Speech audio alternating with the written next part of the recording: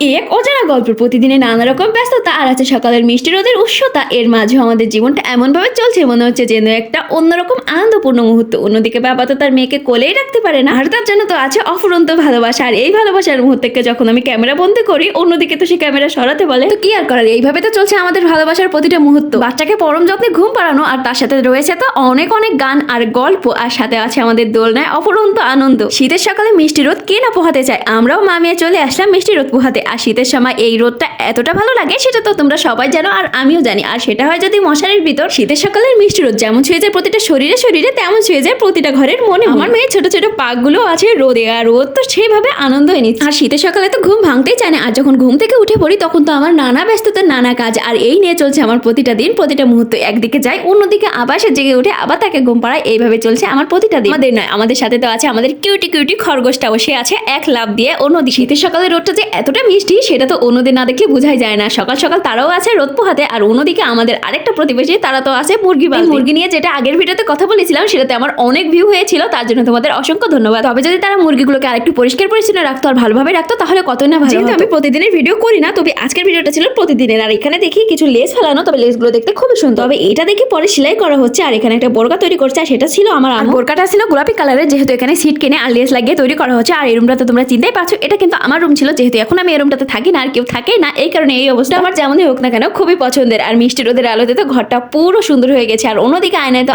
আমার মেয়েকে আর আমার মাকে একসাথে দেখা যাচ্ছে। আর অন্যদিকে আম্মু তো আছে বোরকা সেলাই করতে। যেহেতু আমি বোরকাটার ছবিটা দিতে পারবো না, কারণ তার আগে সে বোরকাটা নিয়ে গেছিল, আমার ভিডিওটা করা হয়নি। আর এদিকে আবার আছে আমার মেয়েকে ঘুম পাড়াতে। সে তো থেকে সবসময় দোলনাতে ঘুমিয়ে আসে। দোলনা এতটা পছন্দ করে যে তার পাশ থেকে তো সেটার লাইনই নেই। আমি তো সবসময় তার পাশেই থাকি, আর 24টা ঘন্টার ভিতরে 22টা ঘন্টায় আমার তার পিছনে সময় যায়। যেহেতু রুমটা ছিল আমার পূর্ব পাশে, আর পূর্ব পাশ থেকে তো সূর্য ওঠে, যার কারণে সকালে থাকে পূর্ব পাশের রুমটাতে, আর বিকালে চলে আসি আমি পশ্চিম পাশের রুম। এখানেও মিষ্টি রোদের আলোতে পুরো ঝলমল করছিল। আর এই যে ছোট ছোট কিউট কিউট পাগুলো আমার মেয়েরই ছিল, সেটা কম্বলের ভিতর থেকে বারবার পা বের করে দিচ্ছিল, আর আমি তার পা ধরছিলাম। যেহেতু ফোনে সরাসরি ফোকাস করে ধরতে পারছিলাম, তবু আমি চেষ্টা করছিলাম ভিডিও করতে। আর একা ভিডিও করতে যে কতটা কষ্ট সেটা মনে হয় শুধু আমিই জানি। আর রোদটা দেখো আস্তে আস্তে মিলে যাচ্ছে। মেয়েকে নিয়ে সবকিছু নিয়ে পেরে ওঠা সত্যি অনেকটাই মুশকিল। আর সন্ধ্যার সময় চলে আসলো আমার মেয়ের বয়স বর্তমান 2 মাস। সে যেহেতু এখনো ছোট, আর ও এখনো পর্যন্ত কোলে নিতে পারে না, যার জন্য বারবার শুয়ে দেয়, আর ওর কোলে গেলে বারবার কান্নাকাটি করে। আমার মেয়ের বাবা তো কখনো ক্যামেরার সামনে আসতে চায় না, যখনই আমি ভিডিও করি তখনই ক্যামেরার সামনে আসবে না। তবে আমি ভিডিওগুলো চুরি করে করার চেষ্টা করি। আর মেয়ের বাবা তো কতবার সে আসে আমাকে দেখতে নয়, তার মেয়েকে দেখতে। আর সবসময় এটাই করে, সে